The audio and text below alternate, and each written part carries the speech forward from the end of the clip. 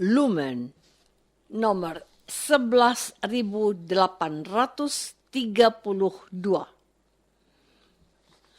27 Desember 2024.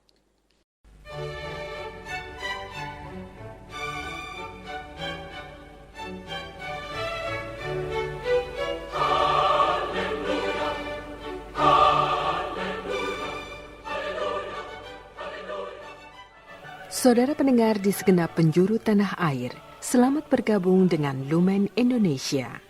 Lumen Indonesia, siap melayani Anda setiap hari. Saudara terkasih, marilah kita bersatu dalam Tuhan kita Yesus Kristus yang tidak berubah dahulu, sekarang, dan selama-lamanya. Allah Sang Maha Rahim mengasihi dan menerima sebagaimana adanya kita. Allah Bapa kita di surga senantiasa bersedia menolong, menghibur, dan meneguhkan kita dalam menghadapi segala permasalahan hidup sehari-hari.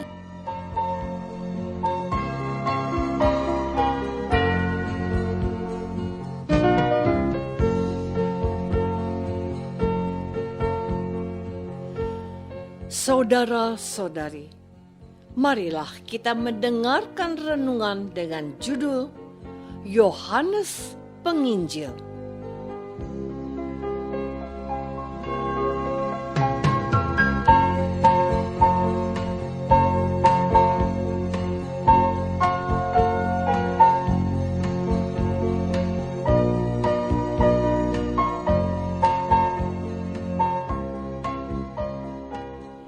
Yang berdasarkan pada Injil Yohanes bab 20 ayat 3, 4, dan 8. Maka berangkatlah Petrus dan murid yang lain itu ke kubur. Keduanya berlari bersama-sama, tetapi murid yang lain itu berlari lebih cepat daripada Petrus, sehingga lebih dahulu sampai di kubur. Maka masuklah juga murid yang lain, yang lebih dahulu sampai di kubur itu, dan ia melihatnya dan percaya.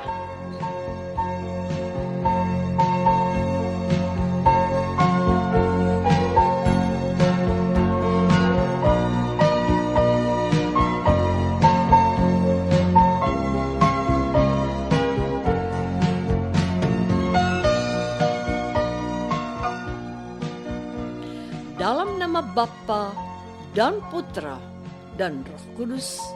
Amin. Saudara-saudari terkasih dalam nama Tuhan Yesus Kristus. Injil yang diwartakan pada perayaan pesta Santo Yohanes Penginjil adalah kisah tentang kebangkitan Tuhan. 2 dari 3 rasul, kecuali Yakobus, itu bergegas menuju ke makam Yesus setelah mendapat kabar dari Maria Magdalena yang berkata, "Tuhan telah diambil orang dari kuburnya dan kami tidak tahu di mana ia diletakkan."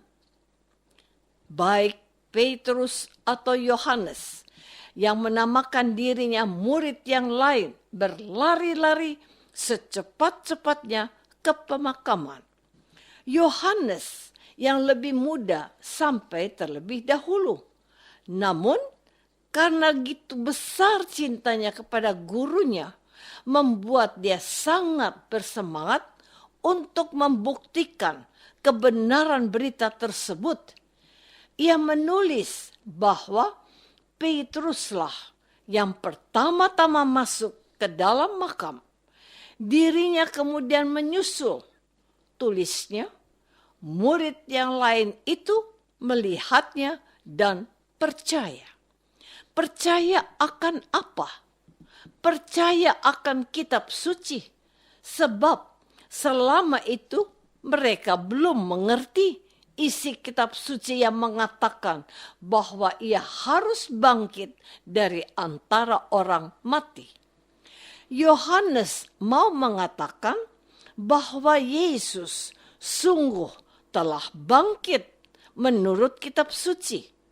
Itulah pernyataan iman atau kredo gereja Katolik sampai saat ini.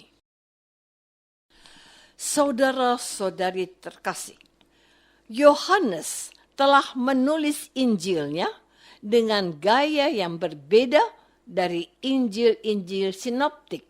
Namun, ia memastikan bahwa kesaksiannya tidak bisa diragukan.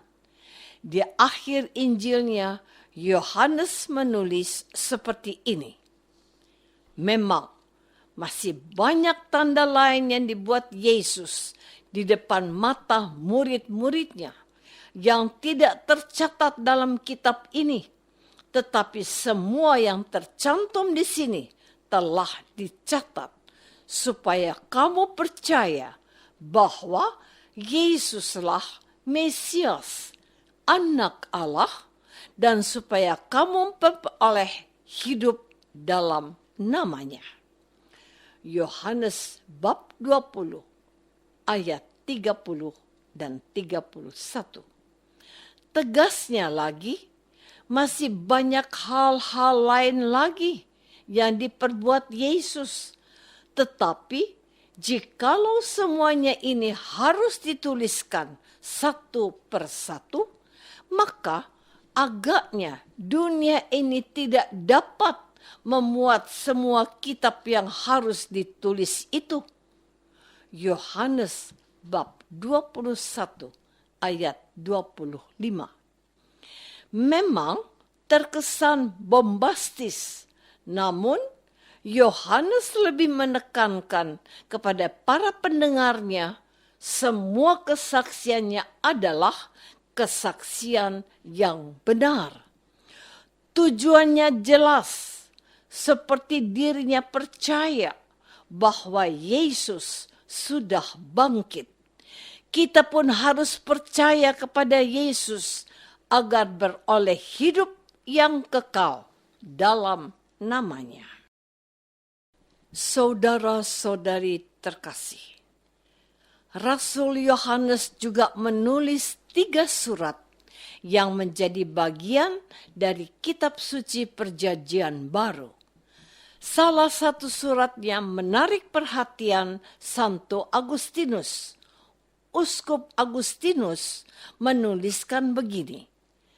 Apa yang telah ada sejak semula, yang telah kami dengar, yang telah kami lihat dengan mata, yang telah kami saksikan, dan telah kami raba dengan tangan kami, yakni tentang sabda kehidupan. Sang sabda telah menjadi daging agar dapat diraba dengan tangan kita. Ia mulai menjadi daging dalam rahim perawan Maria, tetapi bukan pada waktu ia mulai ada. Sebab Santo Yohanes berkata, apa yang telah ada sejak semula, artinya pada awal mula Sang Sabda sudah ada, dan Sang Sabda itu bersama Allah. Yohanes mau memastikan dan mengatakan kebenaran itu kepada para pendengarnya ketika ia memulai kesaksiannya seperti ini. Pada mulanya adalah firman. Firman itu bersama-sama dengan Allah, dan firman itu adalah Allah. Yohanes bab 1 ayat 1.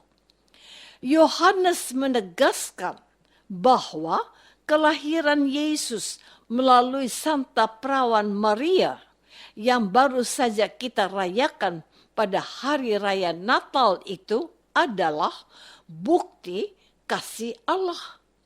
Hal itu dikatakan Yohanes ketika Nikodemus mengunjungi dia malam-malam. Karena begitu besar kasih Allah akan dunia ini, sehingga ia telah mengaruniakan anaknya yang tunggal, supaya setiap orang yang percaya kepadanya tidak binasa, melainkan beroleh hidup yang kekal. Sangat jelas pesan yang ingin dicapai oleh kesaksian Yohanes Penginjil, supaya kita beroleh hidup yang kekal karena percaya akan kasih Allah yang memberikan anaknya, yang dilahirkan oleh Santa Perawan Suci Maria, Bunda Allah. Saudara-saudari terkasih, Pesta Santo Yohanes Penginjil yang kita rayakan pada hari ini merupakan penegasan kembali akan besarnya kasih Allah yang mengutus anaknya yang tunggal, lahir dari perawan Maria untuk menyelamatkan bangsanya. Seorang Yohanes adalah seorang yang sangat mengasihi Yesus. Para seniman melukiskan kedekatan Yohanes pada Yesus dengan menggambarkan kemanjaannya pada Yesus dengan bersandar pada Yesus. Lukisan perjamuan malam terakhir adalah bukti bagaimana para seniman mengenal Yohanes sebagai sosok yang sangat dekat dengan Yesus. Iman kepada Yesus menjadi hal terpenting dalam pewartaan Yohanes. Hanya Yohanes yang menegaskan bahwa keselamatan bukan karena melihat Sang Juru Selamat, sebagaimana yang dituntut oleh Thomas. Ia mau percaya kalau sudah melihat Yesus sendiri. Tetapi Yohaneslah yang mencatat firman Yesus yang membahagiakan semua orang termasuk kita. Karena engkau telah melihat aku, maka engkau percaya. Berbahagialah mereka yang tidak melihat tetapi percaya. Itu adalah kita. Tuhan mau kita percaya pada kasih Allah yang telah memberikan anaknya yang tunggal.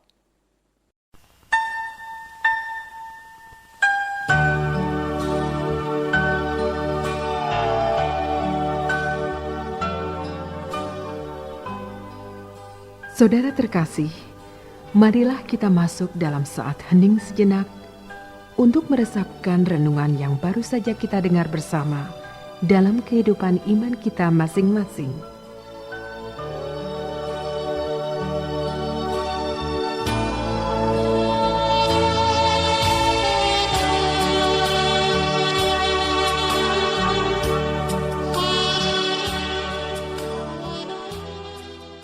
Apakah aku percaya bahwa Allah mengasihi aku dalam Yesus yang lahir ke dunia?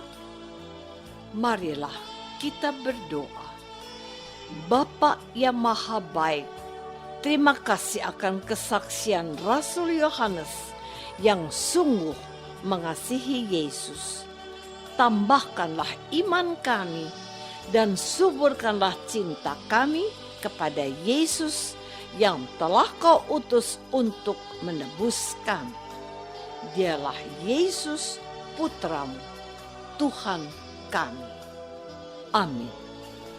Semoga kita semua selalu dinaungi dan dibimbing oleh berkat Allah yang Maha Kuasa. Dalam nama Bapa dan Putra dan Roh Kudus. Amin.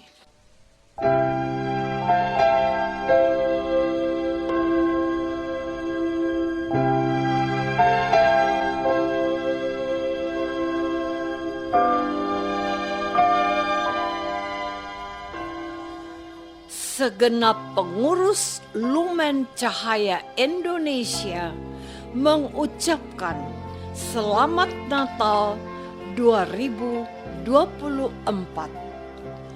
Tuhan memberkati kita semua.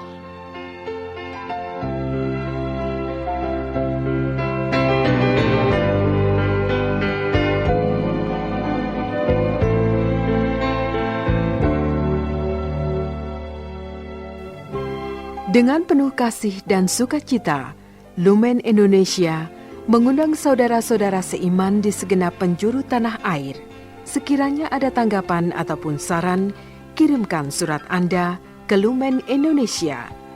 Terima kasih atas perhatian Anda. Sampai berjumpa lagi dengan Lumen Indonesia pada waktu dan gelombang yang sama esok hari.